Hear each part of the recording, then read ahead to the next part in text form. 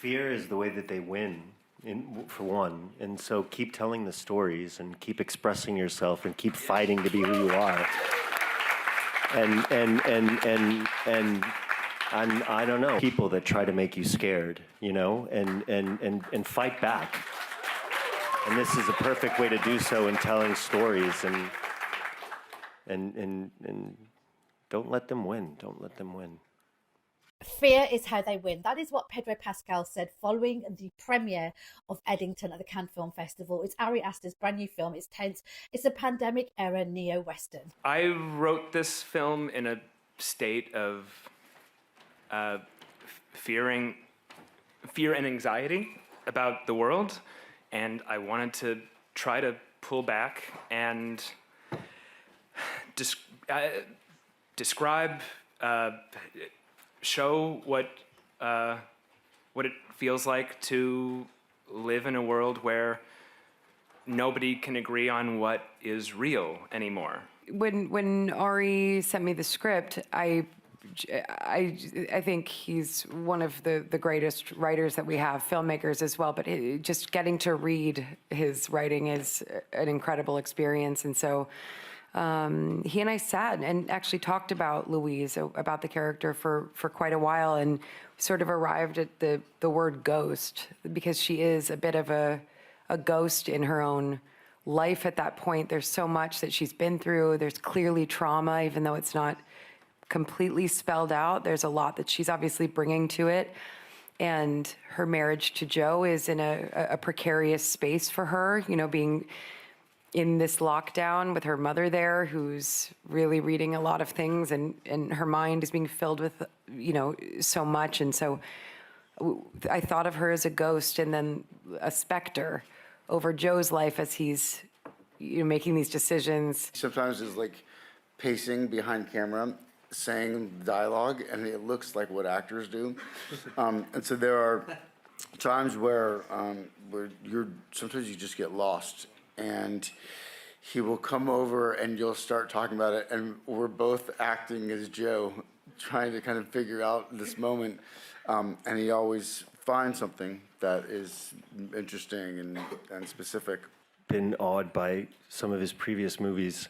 I thought he would be more pretentious and like meaner somehow. I don't know why.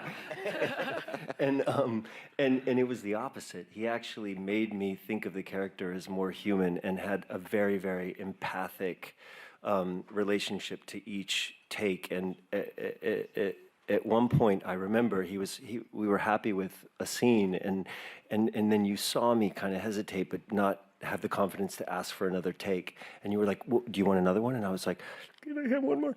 And you were like, "Yeah. Let's do another. But I thought it was great, but if you want to do another one, I do have another note." And he literally gave me the note that I gave myself, and that was cool. The film, which earned nearly 7 minutes of a standing ovation at the festival, stars Pedro Pascal as a small-town mayor battling Joaquin Phoenix's disgraced sheriff in a New Mexico town on the edge, gripped by COVID mandates and racial unrest. I mean, it's obviously very scary for an actor who participated in a movie to sort of speak to issues like this. It's far too intimidating of a question for me to really address. I'm not informed enough. I want people to be safe and to be protected, and I want very much to live on the right side of history. And I'm an immigrant. My parents are refugees from Chile. I myself was a refugee. We fled a dictatorship, and I was privileged enough to grow up in the U.S. And after asylum in Denmark, and if it weren't for that, I don't know what would have happened to us. And so I stand by those protections. always. I'm too afraid of your question. I hardly remember what it was. It's set during COVID times, guys. You know what a difficult time it was for the whole world, and politics were all over the place. British actor Michael Ward plays a local EMT. I'm a huge fan of this guy. I'm so glad to see him on the panel. He's the only black lead in this film. His character's run-in with police adds emotional weight in the film's commentary on race and also justice. It was difficult, you know, like, to be completely honest, but what was great was the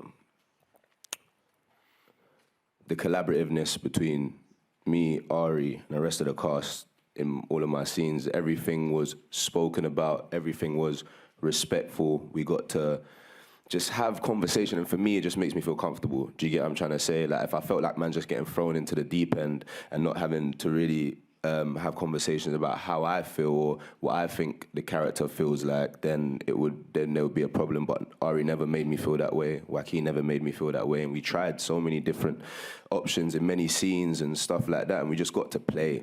And that was what was beautiful about being in this movie. We just got to have fun. But obviously it's going to be difficult, you know what I'm trying to say? It's always difficult when you're like the only black person in a cast or something like that. But unfortunately, this is what it is, but we're telling these stories, and being part of these stories is only going to make the opportunities better for the people that are coming after me. And you know what I'm trying to say? That's what it's about.